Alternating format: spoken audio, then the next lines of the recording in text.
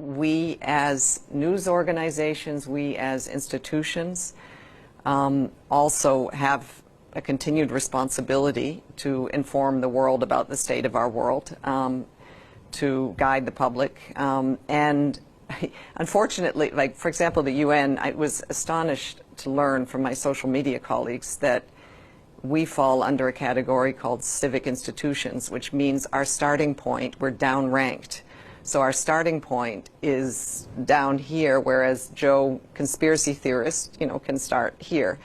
And so Facebook tries to address this by giving us ad credits so that we can then come back and be at the same place that whoever wants to say anything person is. But it is an algorithmic shift that was deliberately taken to favor individuals over institutions. And the institutions who are there to serve the public for good are at a disadvantage.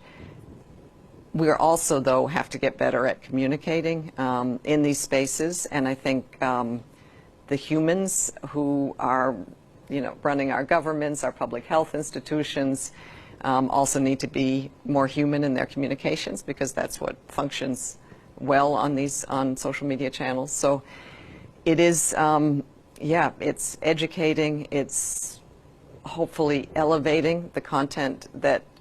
We partnered with Google, for example. If you Google climate change, you will, at the top of your search, you will get all kinds of UN resources.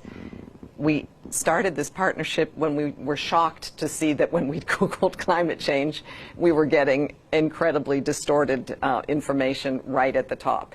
So we're becoming much more proactive. We own the science, and we think that the world should know it, and the platforms themselves also do. But again, it's a huge challenge that I think all sectors of society need to be very active in. What convinced you of your theory? Well, what started to happen was they just started saying it publicly in front of cameras. What we are very proud of now is the young generation, like Prime Minister Trudeau, President of Argentina, and so on, is that we penetrate the cabinets. I'm going to have to ask you the same question now. What convinced you of your theory?